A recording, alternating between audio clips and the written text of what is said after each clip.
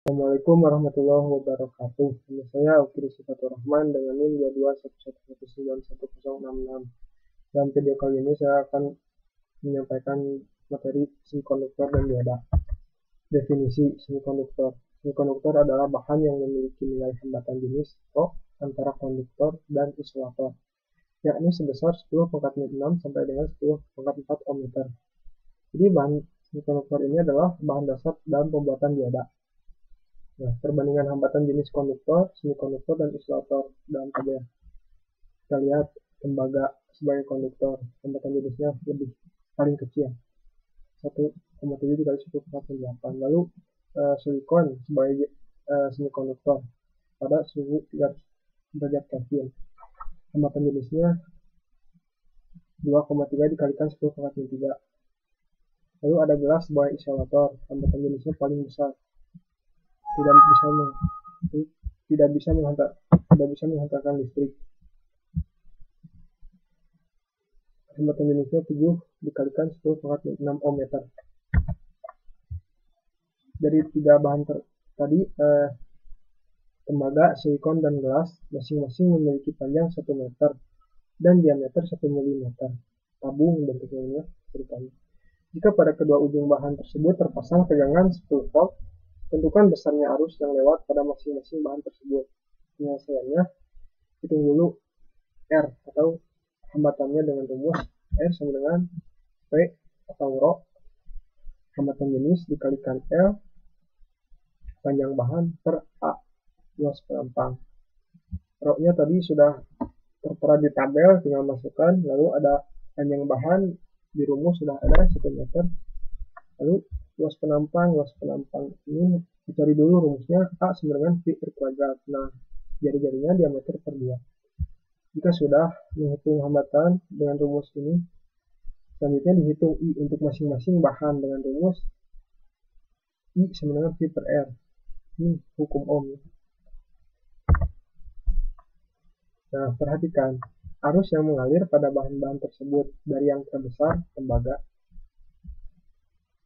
Jadi arus yang mengalir terbesar itu sebagai konduktor atau penghantar listrik.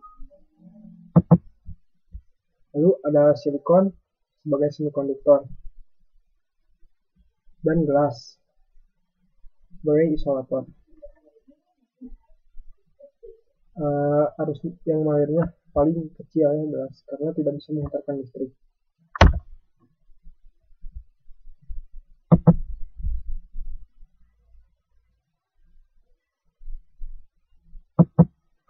Bahan-bahan semikonduktor. Yang pertama ada trivalen. Trivalen adalah logam-logam yang memiliki atom-atom dengan jumlah elektron terluar atau elektron valensi sebanyak 3 buah, seperti boron, gallium, dan indium. Lalu tetravalen, logam-logam yang memiliki atom-atom dengan jumlah elektron valensi 4 buah, seperti silikon dan germanium. Lalu ada pentavalen, logam-logam yang memiliki atom-atom dengan jumlah elektron terluar 5 buah, seperti fosfor, arsenikum, dan antimon. Tabel periodik semikonduktor. Tabel periodik semikonduktor ada golongan 3A, ini trivalen, lalu golongan 4A tetravalen, dan golongan 5A pentavalen. Kita lihat elektron terluarnya ada 3A, golongan 3A, 3 ini. Bisa dilihat 1, 2, 3. Golongan 4A ada 4, 1, 2, 3, 4, dan golongan 5A ada 5, 1, 2, 3, 4 ini. Bahan-bahan semikonduktor. Bahan yang paling banyak digunakan dalam semikonduktor adalah silikon dan germanium. Jumlah elektron silikon 14 buah dan jumlah elektron germanium 32 buah. Kita lihat kembali, ada 14 buah jumlah elektron dari silikon itu sendiri dan germanium 32 buah. Dan keduanya memiliki elektron valensi masing-masing 4 buah ya, karena berada dalam golongan 4A. Jadi 4 buah elektron valensi. Semikonduktor itu dibedakan menjadi 2. Yang pertama ada semikonduktor intrinsik. Semikonduktor intrinsik merupakan semikonduktor murni dari alam, tidak ada campuran dari bahan apapun dan tidak cacat. Contohnya tadi silikon murni dan germanium. Kita lihat visualisasi dua dimensinya. Elektron valensinya ada 4, 1, 2, 3, 4.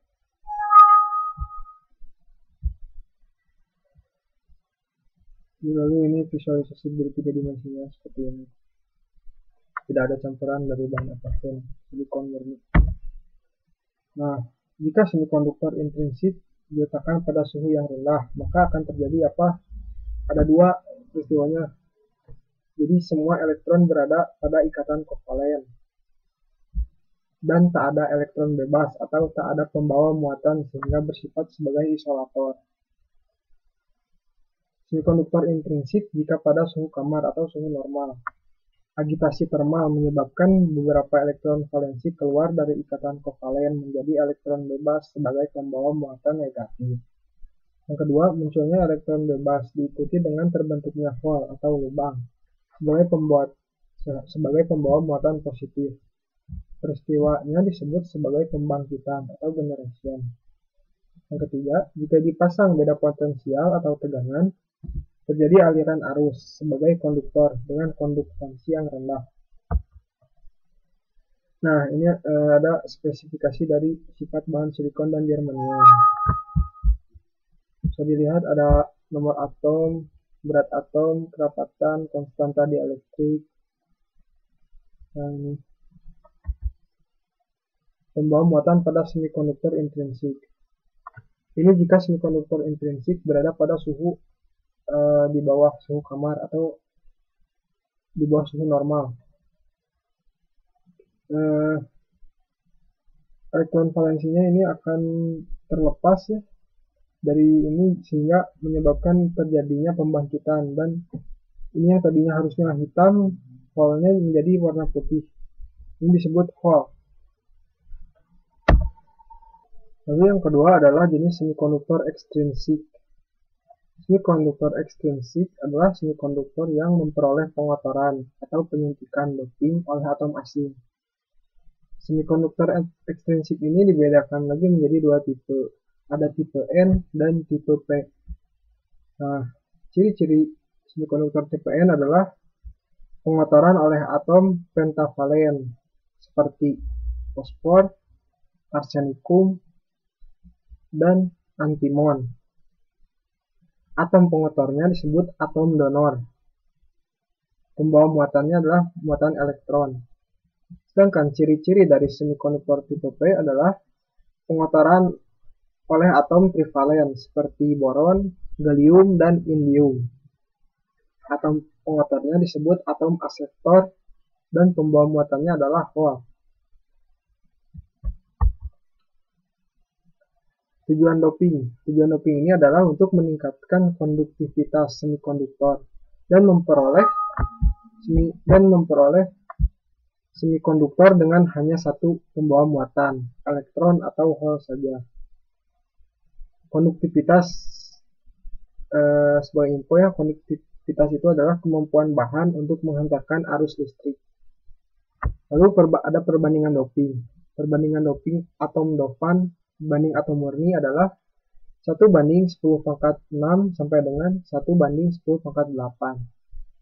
Nah, dopan adalah atom pengotor.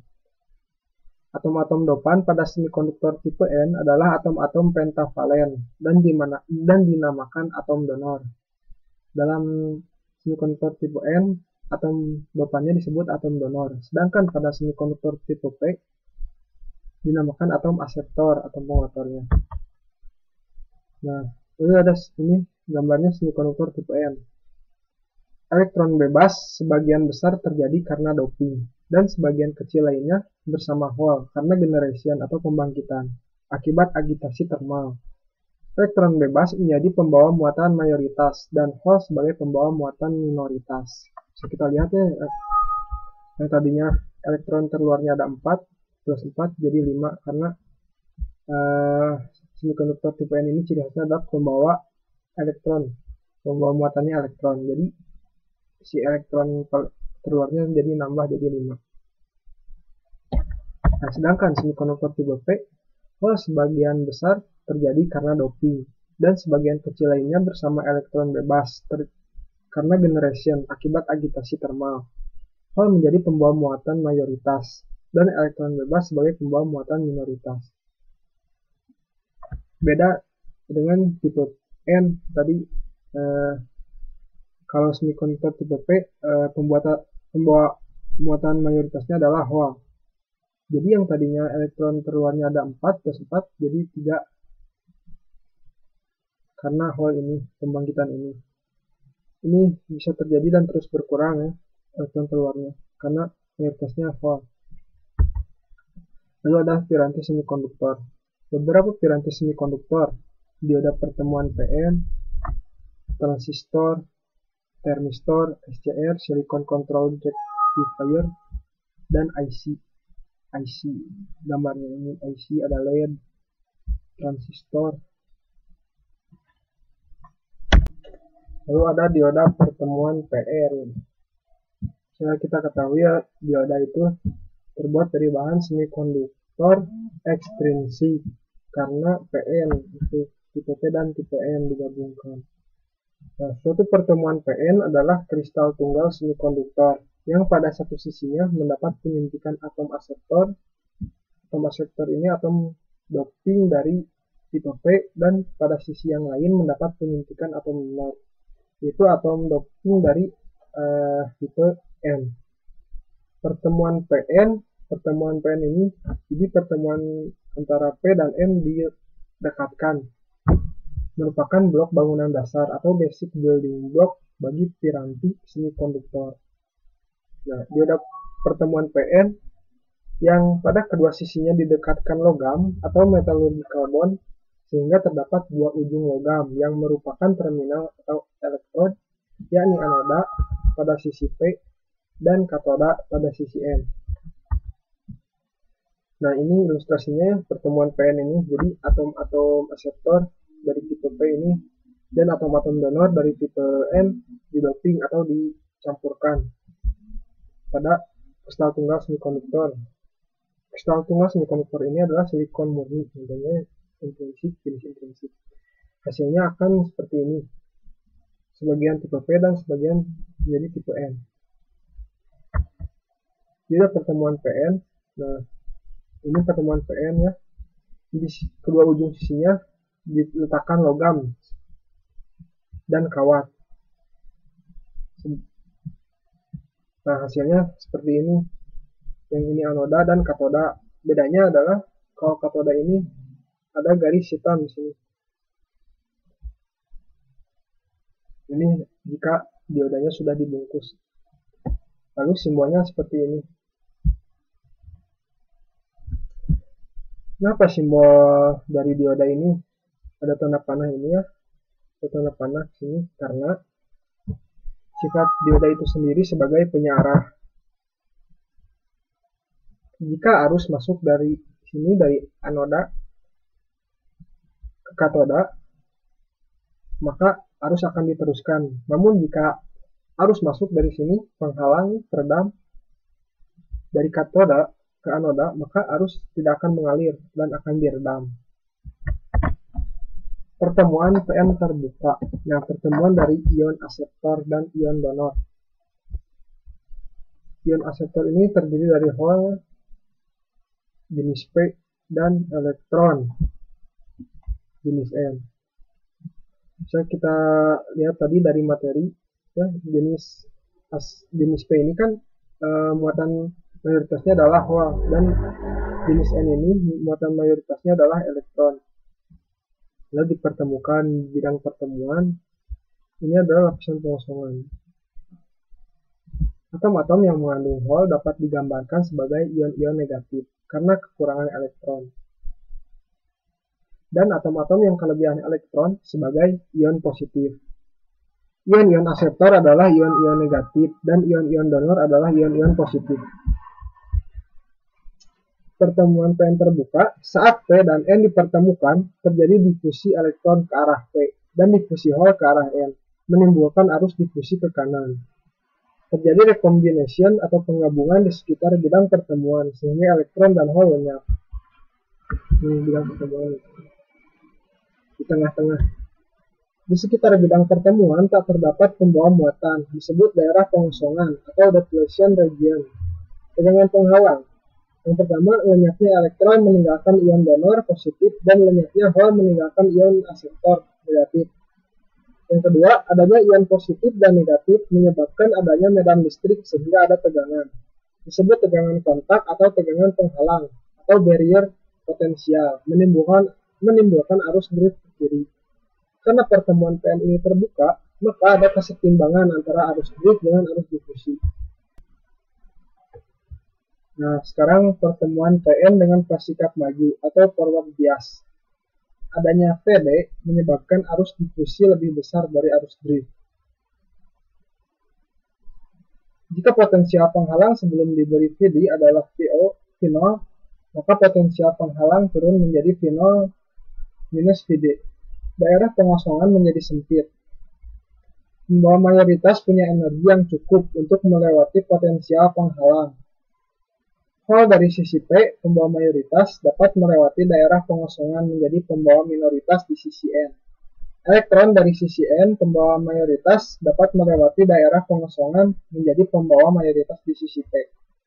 Jumlah arus dari elektron dan hole merupakan arus total yang lewat dioda.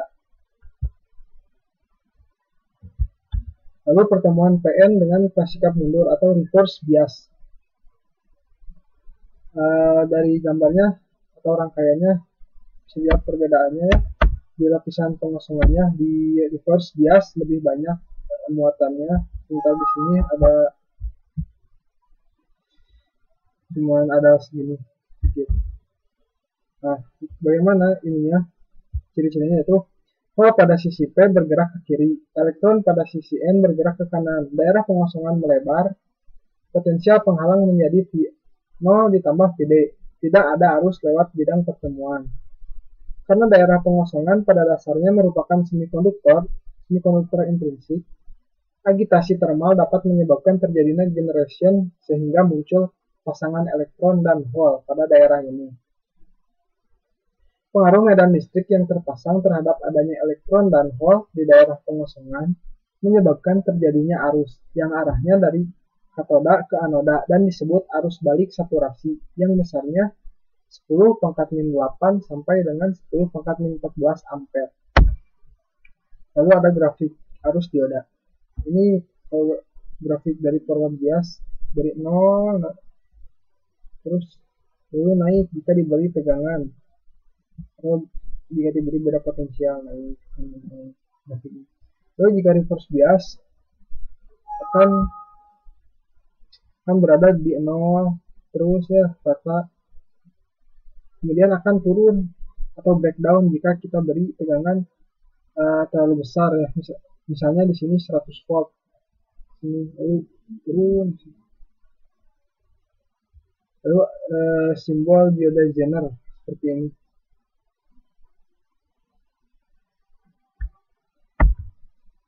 Dasar analisa dioda, simbol dari dioda ini. Ini device package dan ini adalah skematik simbolnya, simbol skematiknya. Ini bentuknya segitiga, lalu ada garis vertikal di sini. Ini anoda positif dan katoda negatif. Ini biasa kita temui di multisim atau di Proteus. Ini ada jenis-jenis dioda. Namun yang paling umum dipelajari adalah dioda Zener, LED ya, LED atau LED emitting dioda, fotodioda, paraktor dioda, itu mungkin yang umum dipelajari. Jenis dioda dan penggunaannya: dioda silikon untuk penyearah arus, pengaman tegangan kejut. Nah, jenisnya IN4001, IN4007, dan IN5404.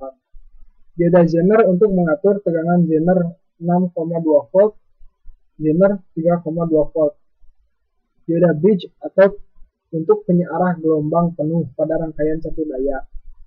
Jenisnya B40C800 Kiprox pada kendaraan bermotor. Lalu ada LED atau light emitting dioda sebagai lampu indikator. Konsumsi arusnya rendah 5 mA